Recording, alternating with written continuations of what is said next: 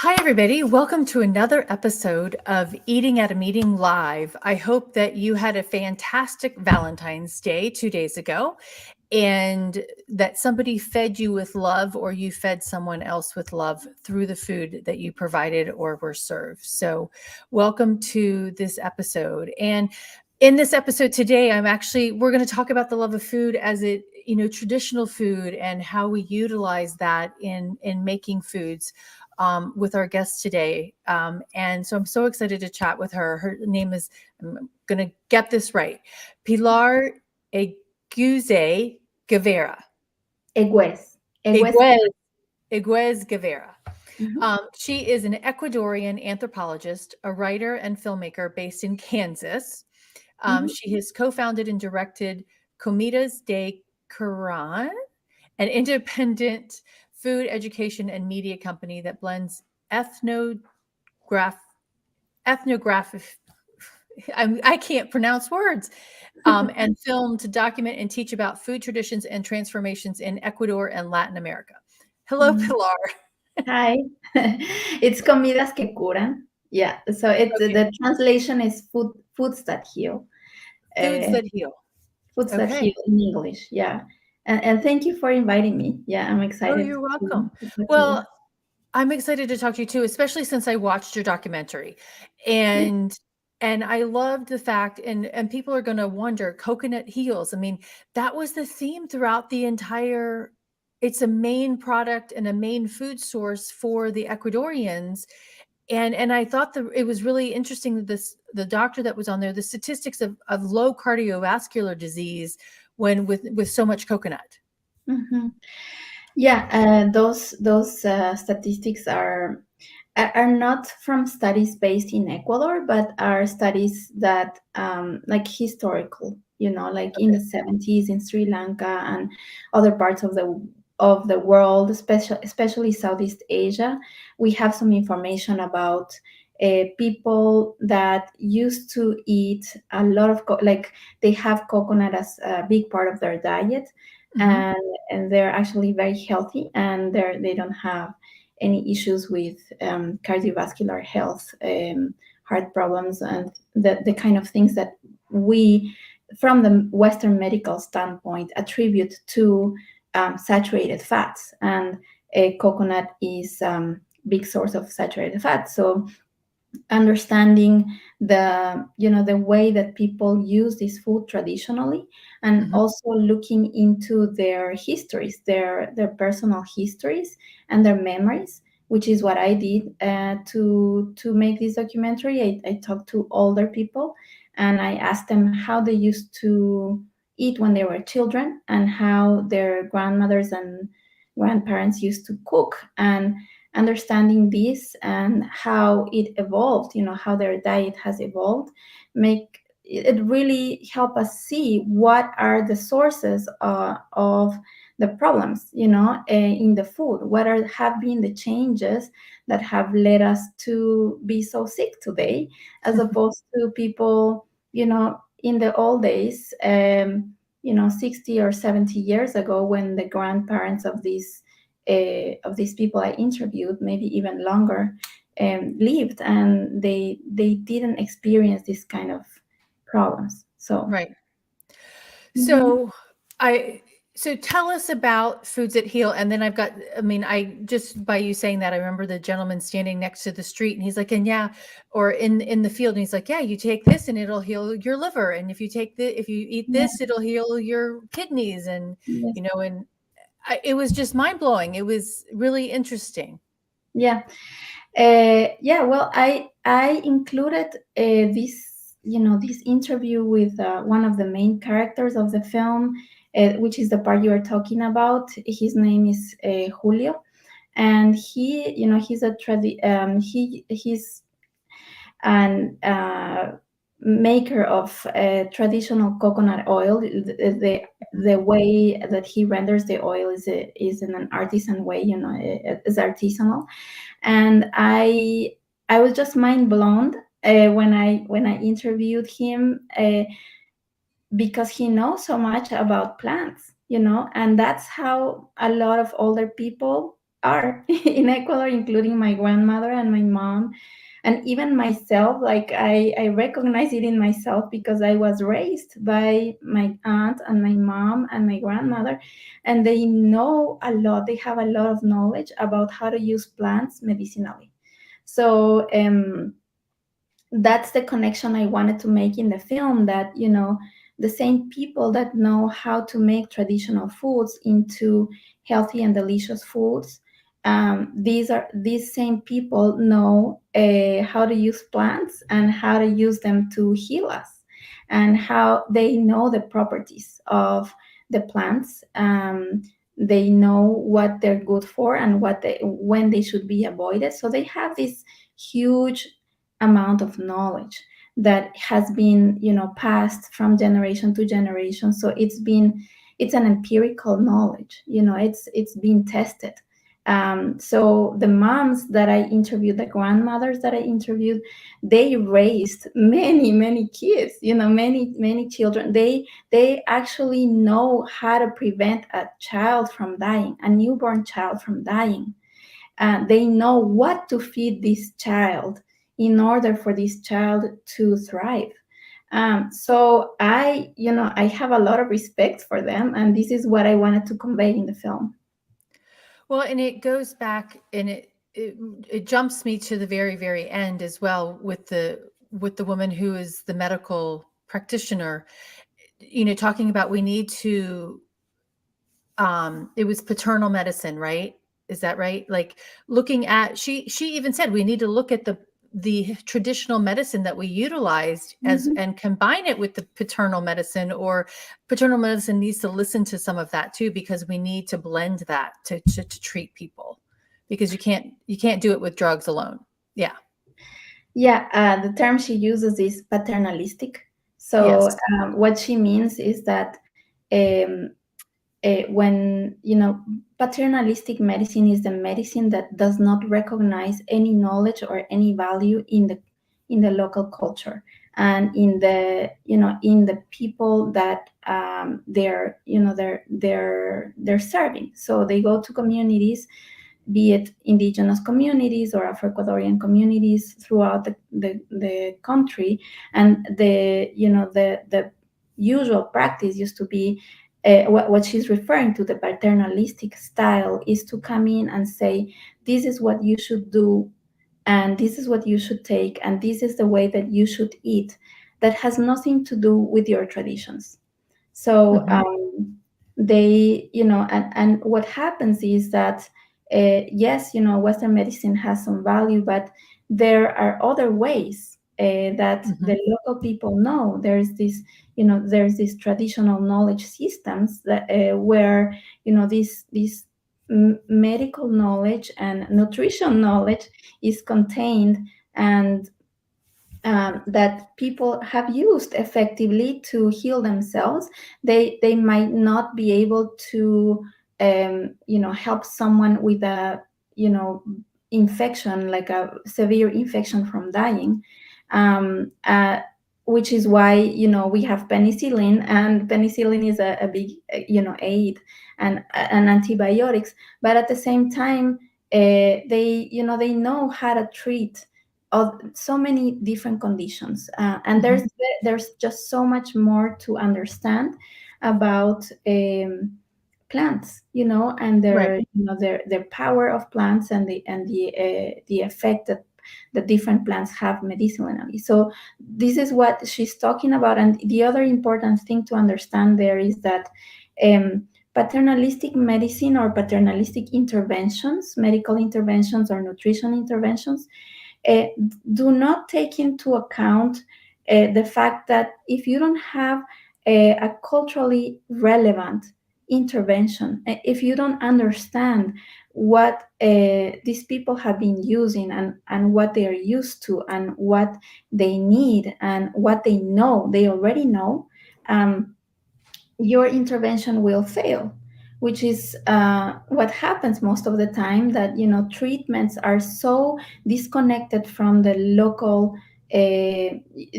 knowledge, you know, and Right. the habits of the people, that they fail. You end up having a lot of people that I interviewed, they are just very, and they live very unhappy lives because the diets that they're told to use and integrate, they have nothing to do with the foods that are available locally, the foods Right. that they were raised with and that have so much value, as opposed to what we,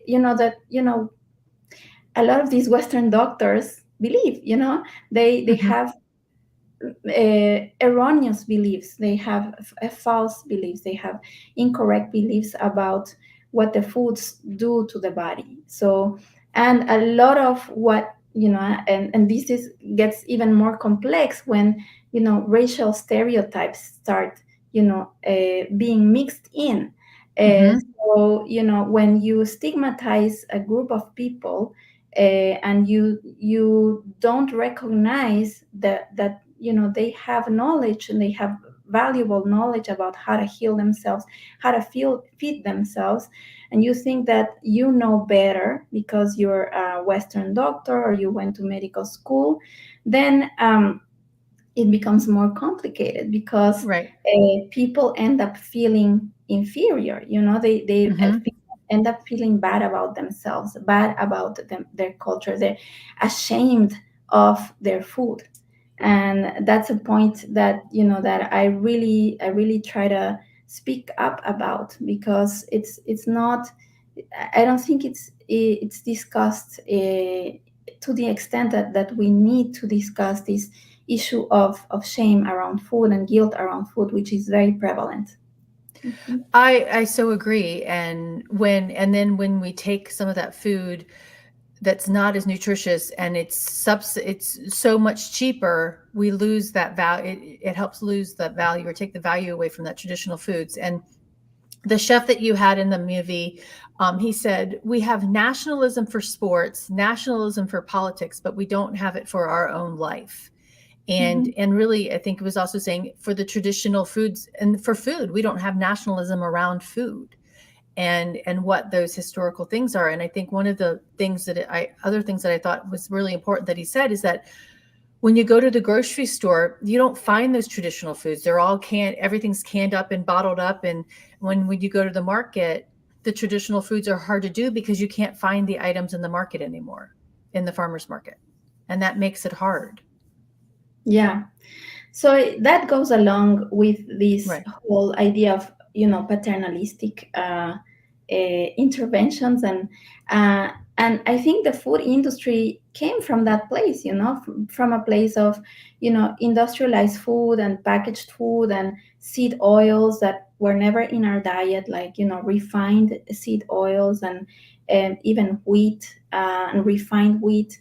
Um, they are better Hmm. because they have a value attached to them, that they're better because they're modern.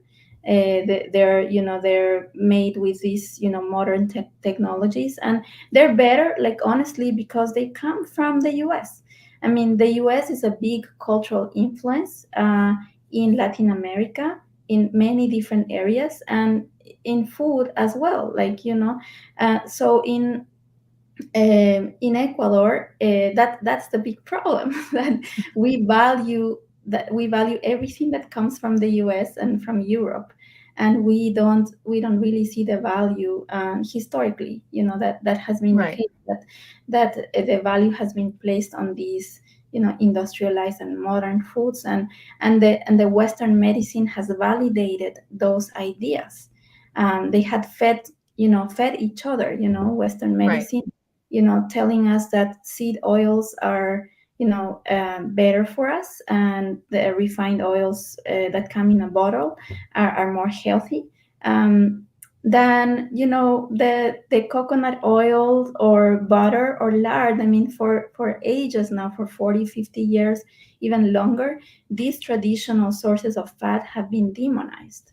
And the industry has promoted that, and the Western doctors and the Western science has validated that. So what ends up happening is that we don't love ourselves, because these foods are part of who we are. They're part of our identity. Right. So it really touches on what you said, that the nationalism is, translated as a, do I love myself? Do I love my culture, my identity, or do I prefer what comes from abroad? Or what I'm told to believe. Right. Yeah. Mhm. Exactly.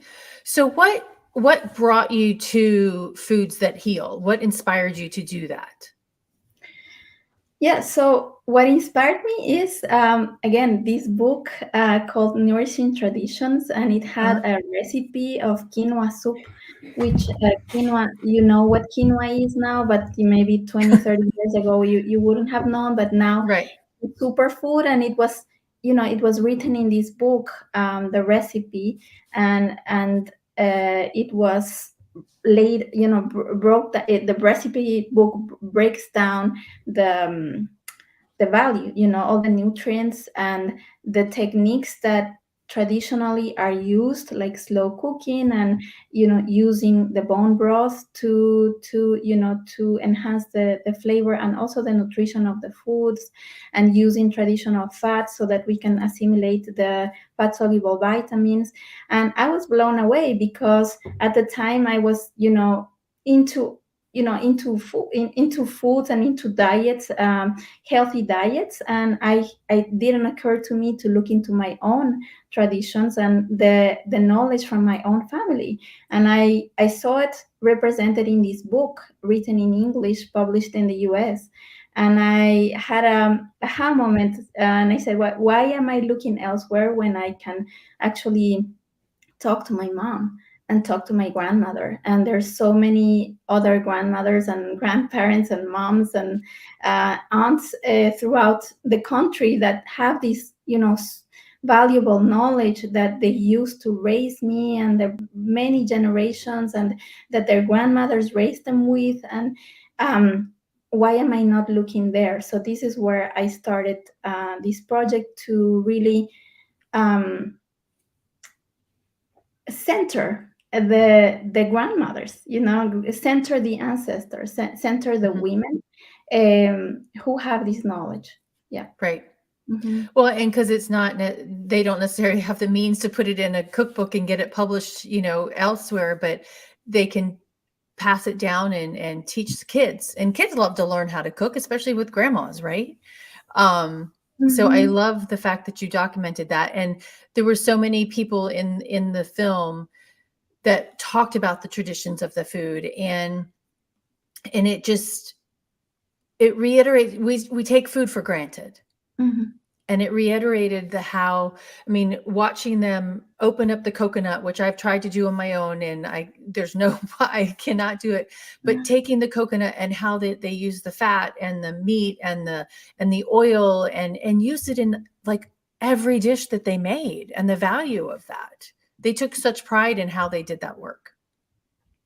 Yeah, and it's interesting you say that because that's how our students feel, and we teach students, or younger people, that the whole idea of our project is to reach the younger generations who are very, very interested in the modern foods, in the industrialized foods, in the modern trends, but not very interested in the traditional foods. They take them for granted because Mhm. their mom makes it and it's not cool. It's not what the other kids bring to school. It's not what is sold in a package with, with shining tags Characters, and yeah. Hmm. and all the marketing that comes with it comes from your mom, and your mom is always there, and she makes it, and she knows how to make it.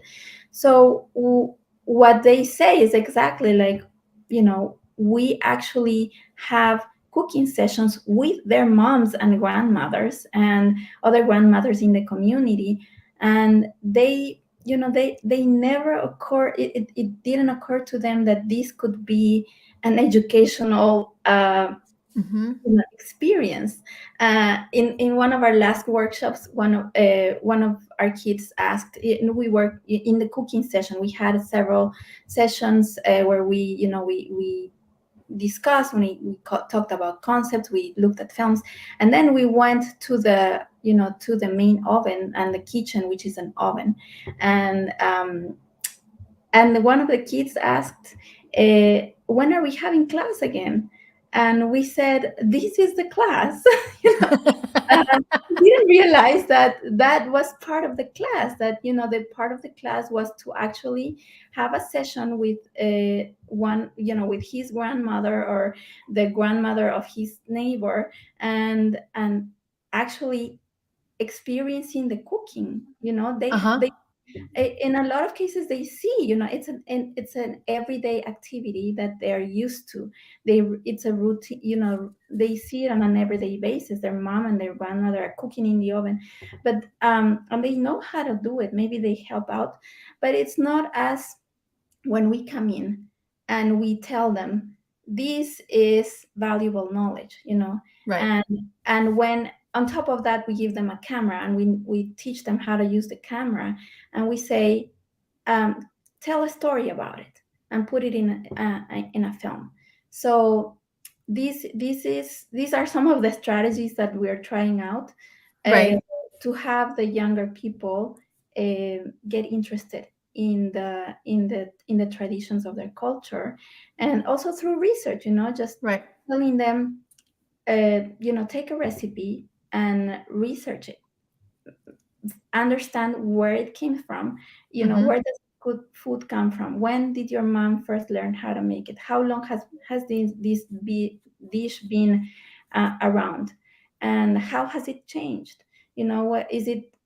Are they using different ingredients now, and why? And talk to Right. your mom. And this experience and this exercise of talking to their elders, it's very transformative. Mhm. That is so cool because I never really like my dad's mom made the succotash. We have no idea how she made it. And we loved it and we can't replicate it, right? We don't know what she did. And so it's really painful not to know what that recipe is. And how she did that. And, growing up in Baltimore and making that traditional and even crab cakes, how did grandma do those so well? And why do when my mom makes them, they fall apart? She gets mad about it all the time. How did grandma's not fall apart? you know, but Yeah, I think that's really amazing because it teaches you so much more about your history because exactly. food has so much meaning when you think about the smells of it, going to grandma's house and Yeah. that's, yeah. Yeah, I I mean, mean, it's an experience on so many different levels. right. Like you're saying, it's a way to understand where you come from, uh, why why you like certain things and not others. You might have traumas around food and you don't understand why you like a particular food and another one you don't. And as an immigrant, that it becomes huge. It becomes huge as an immigrant. This is when you start getting very interested in how to make your traditional foods because you miss them so much. But Right. for people that that live with their mom and their grandmother, and yeah, it's I we always try to highlight the aspect of the sensorial and the emotional, Uh-huh. because food is just really a way to trigger emotions and a way to experience different sensations. And this is honestly one important reason why it's worth it to be alive. uh, just to be able to experience delicious food. And going back to what I was saying earlier, a lot of us, because of different kinds of beliefs, or we are being told to believe um, that certain foods, not necessarily traditional food but any food, is unhealthy for us, or make us fat, fear of fat, of getting fat, or fear that fat will make us fat, or sugar will make us fat. This whole pressure that comes from adhering to a certain body image, which affects women a lot. It deprives us from having a pleasurable experience and a peaceful and relaxing experience with food. And I think that is so important for our health. It's important for our mental health, Mhm. um, because it ensures that we are relaxed. When we are stressed, we cannot digest the food properly. So that's another big part of what the work we do, and the the I guess the approach we have to teaching about food is to really understand where you are when you have a plate of food in front of us. How do you connect with that food? And are you able to overcome your own prejudices about Hmm. food, and maybe prejudices that others have instilled in you and you don't realize? So really developing that awareness, emotional awareness, able to, and makes you able to connect and experience one of the most pleasurable experiences that there is, which is eating, eating Yeah. food. Well, and I Yeah. posted on Monday, I'm like, food, there's so many ways to show love with food, right? When somebody passes away or somebody is new to the neighborhood, or just feeding someone, right? I mean, there's so many ways that food is used for that. And we kind of take that for granted across the board. Yeah, one thing I love to teach about is,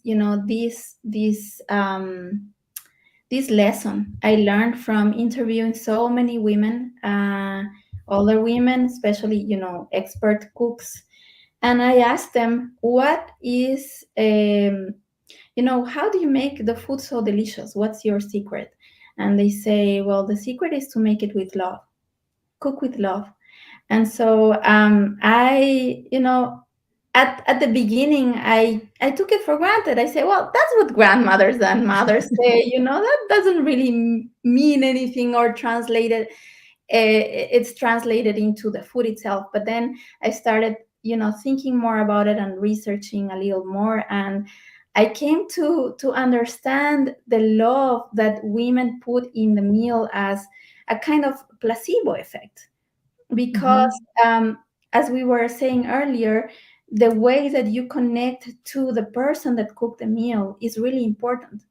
And when my mom cooks food for me, she really thinks of what I like and how I like it, and she puts all of her attention on it. And she constantly teaches me things like this. Like, for example, the other day she was saying, this is the care that you need to put on your pot when you're cooking.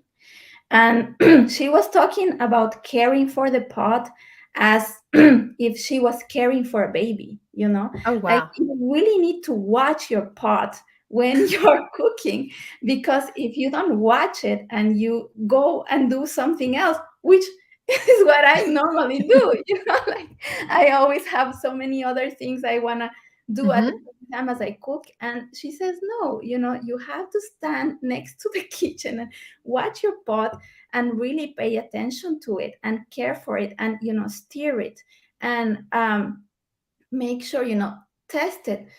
And this is just revolutionary for me, because it's translating, like it really really it's like a mind blowing, and it really touches on, because at first I don't do it, I always try to do something else. But she's Hmm. really talking about caring for the food as, putting all the love into the food, and this is going to translate into a delicious meal, one that is not burnt, one that has the right amount of salt, and one that is made with love. And I'm going to really understand and take that love in when I sit down and eat.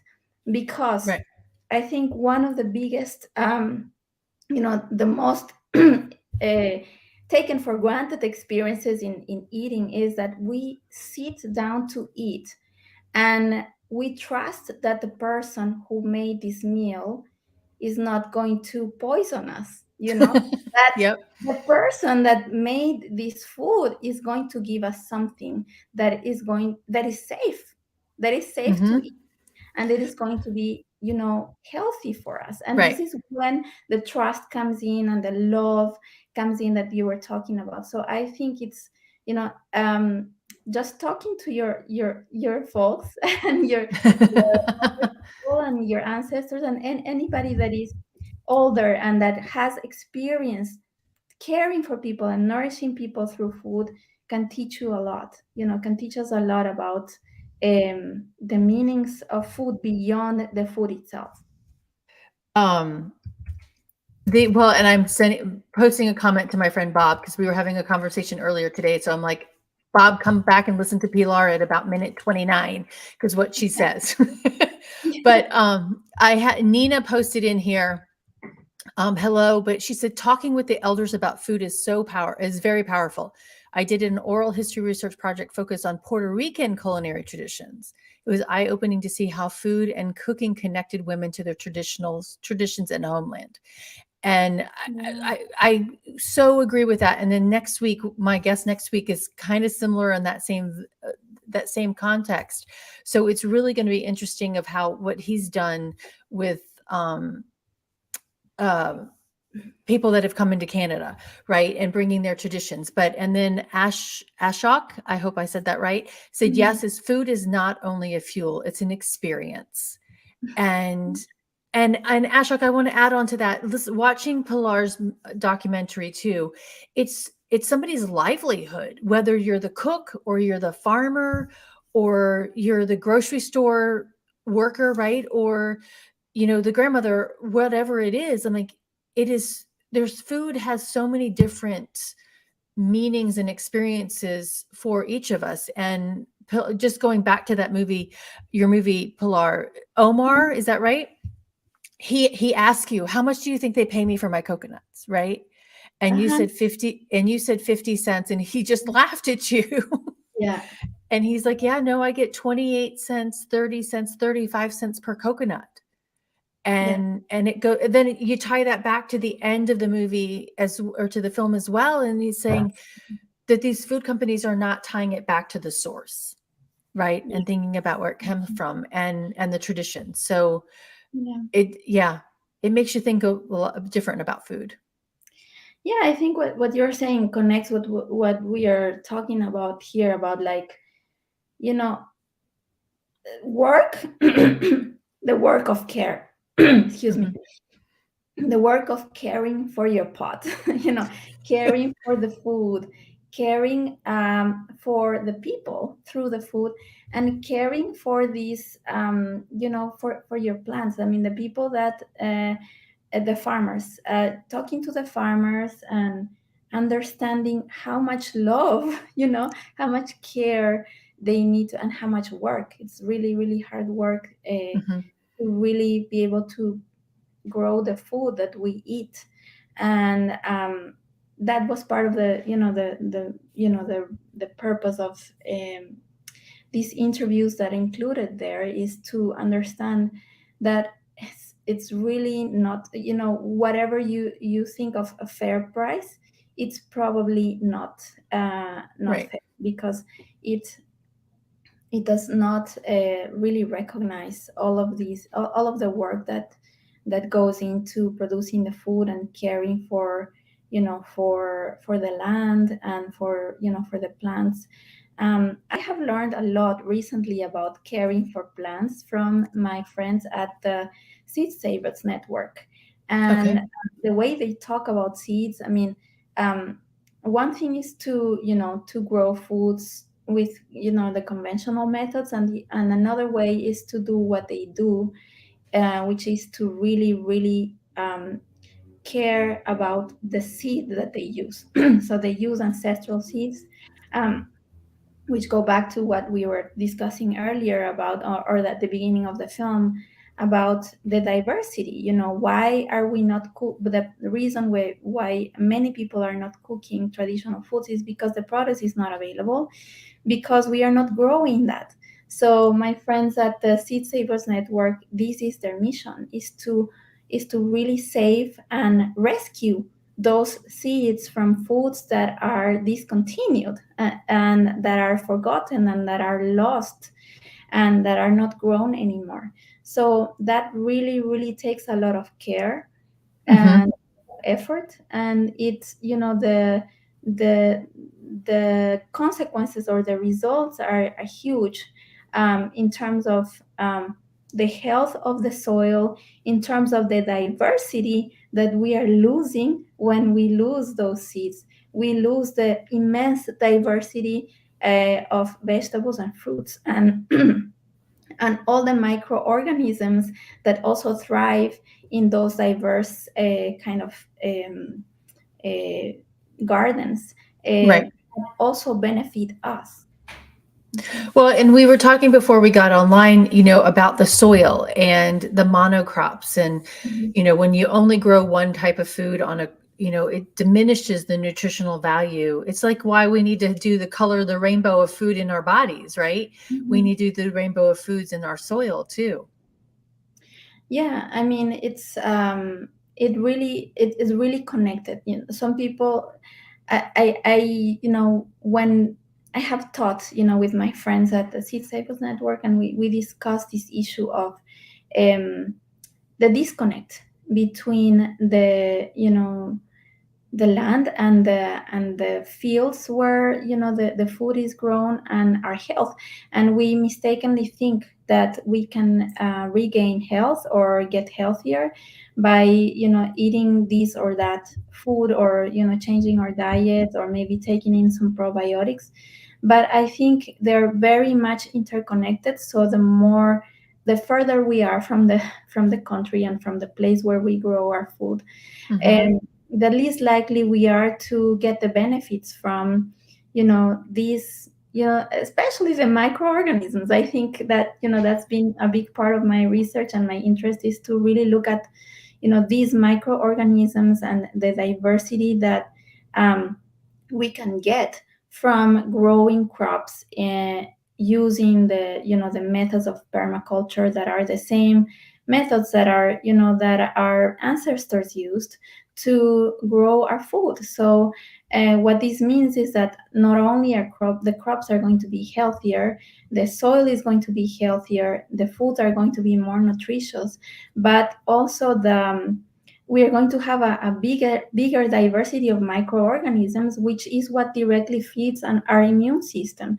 So when we look at our current situation with pandemic, lasting for several years, is that really, really a sign of how disconnected we are from the land, because we are not benefiting from this world of microorganisms that are supporting our immune system, which is why we are weak and we are getting sick. Yeah. Well, and it reminds me of a study that came out. I'd have to look it back up again, but it said people with food allergies, the further you get out into nature and into the farming land, there were fewer allergies, Yeah. than in suburban situations, because you're out there with the microorganisms that our Mhm. bodies really thrive on, right? Yeah. Mhm. Yeah, yeah. So I think that's part of what, going back to what you were saying about connection to the land, and the comment Hmm. that somebody made on the chat, is this is one additional reason why connecting with traditional foods is important. Is not only a connection with with what's grown locally. It's a way to connect with what's grown locally, what's part of your landscape and the soil that you're standing on. And the closer you are to there, the closer you are also to your own roots, to your own origins. And that, interestingly enough, connects to your immune system and your ability to survive. So, yeah. And we definitely don't. We're like you. We put something on the pot and we walk away. We're not thinking about that. So your mother's smart. Yeah, it all at the end of the day, it all connects. I think it's all, Yeah. it's all related. And it also has, I think it has a very important emotional component to it again. And for me, that's also has to do with our health. I mean, Mhm. the more stressed we are, the more unhealthy we're going to be. I mean, stress Mhm. really puts our immune system in a weak state. We live in a state of alert, and we are constantly going to be feeling unhealthy if we are not feeling relaxed. And again, going back to what I was saying, not only connecting with nature, being close to nature, but also be taking taking a moment to um, feel relaxed the moment we eat. So really reflecting upon, what is our relationship with this meal that we have in front of us, no matter what it is. I go to someone's house, and maybe it's not in my habit to eat a particular food, but I'm offered this food. And of course, I'm not talking about allergies. I know that Right. you're advocate for understanding people's needs, specifically for for their allergic reactions. But I'm saying, if you don't have an allergy and you're offered food at somebody's place, um, you can choose to relax and have a pleasurable meal with the other person, which is another thing that I really like to emphasize, is that food is much more than the plate. Is also the person that offered us the food, is also the person that is sitting in front of us. And this is something that I learned from the mothers and the grandmothers that I interviewed. They complain that the younger generations don't sit at the dinner table. There is no dinner time. There's no overtime. I don't know what this a term in English would be, but in my language, in Spanish, there is a specific term to talk about the time after the meal, when you Okay. sit and share with the other person. For many people, this is unheard of. A lot of people might not have ever done this, but in our culture is so prevalent. This is the best part of the meal is the after meal, the conversation that follows the meal. And if you look at the literature, I mean, there's a lot of studies coming out right now about understand, like, help us understand, like, obesity, especially amongst children, and how family meals play a role. Mm-hmm. Whether there is a family time and a dinner time, where you share with your family members or with other people, or where you eat by yourself. It's really really mind blowing when you think about how much that plays into your ability to assimilate that food and to benefit from that food. I have taught some workshops with people, and we do an exercise. Homework is to have different kinds of experiences: eating alone, eating with a stranger, eating with someone you love, and also eating with an enemy. Because I a lot of my work is connecting conflict, Mm-hmm. conflict, transformation, and food. And so this is an exercise I have tried with my workshop. Is and a lot of some of the students that I have had, they have told me stories about how they are unable to eat alone.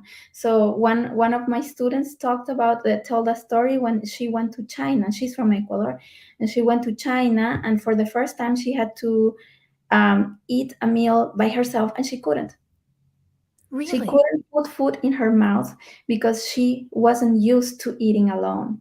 So she had to call her family, uh, and schedule a time in the middle of their Oh.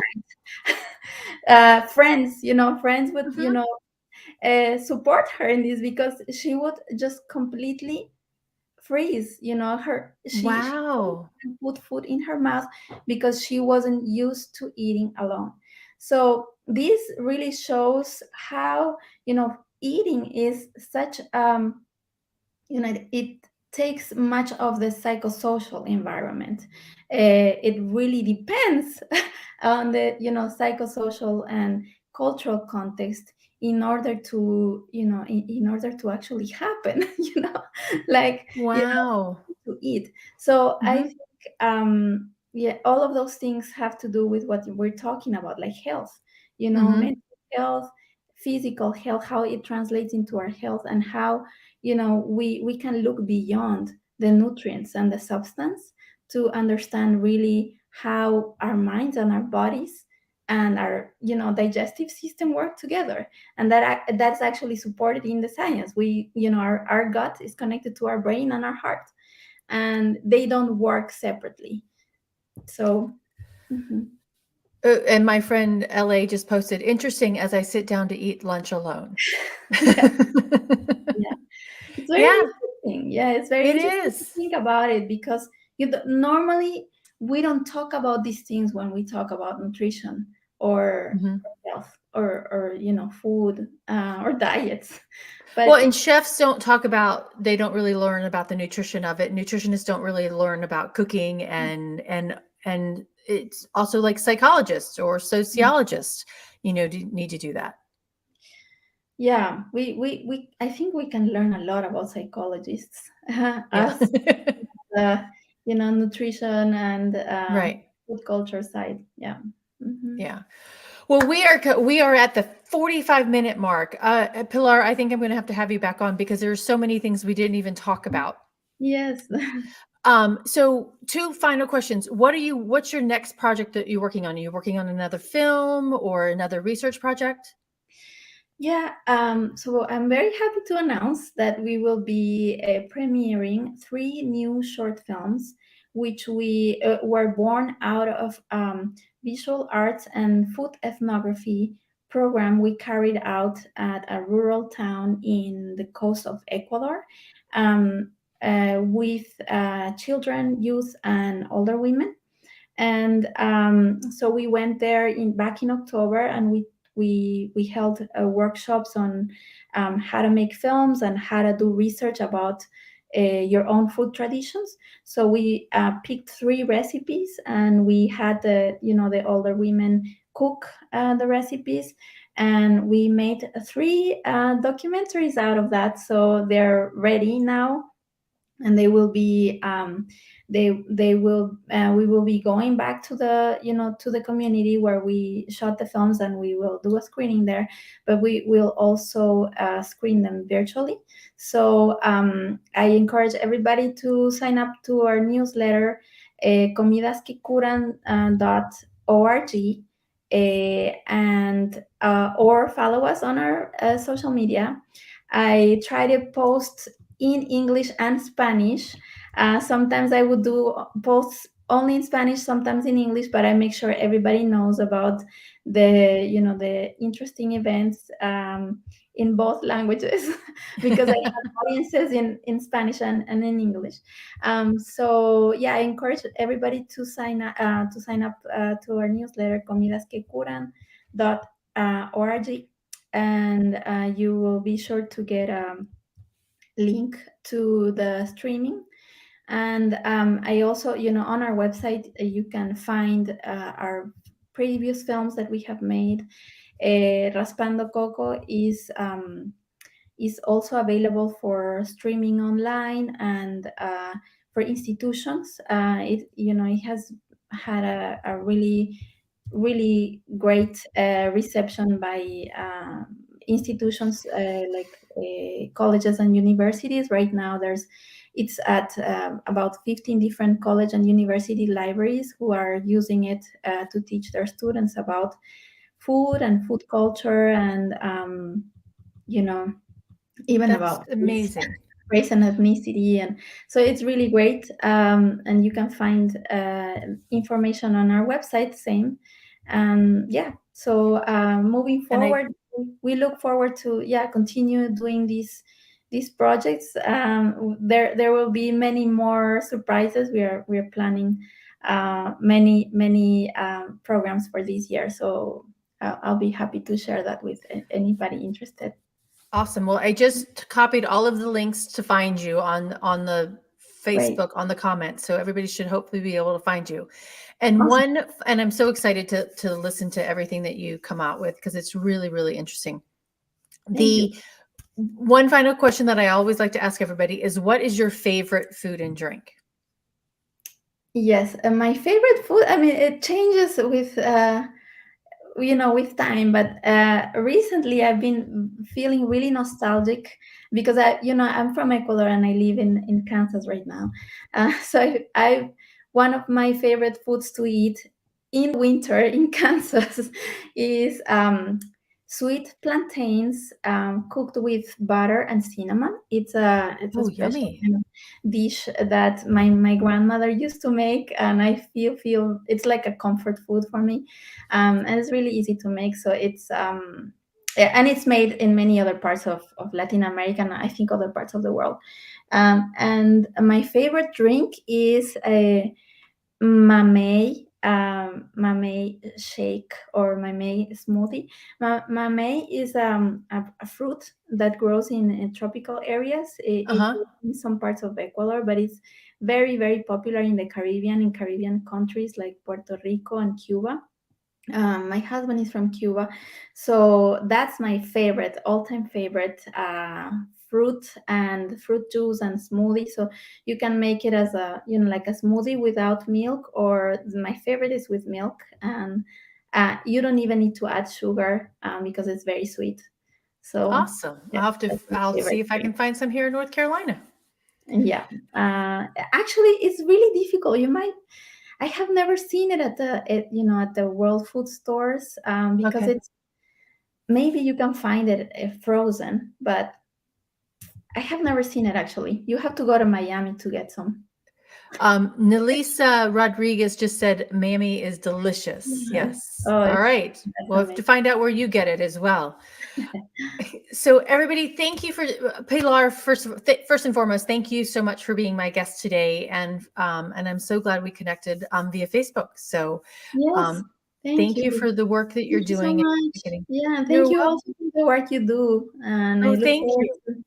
to keeping up with all the great interviews you do to other Oh, guests. thank you. I appreciate Yeah, that. So thank you so everybody, much. thank you for tuning in. We'll be back next week with Len from Toronto talking about food, bringing food cultures into Toronto area as well. So tune in next week, and until then, stay safe and eat well. Have a All right, great day. And bye. Pilar, stay on. I want to talk to you some more. Okay, thank you.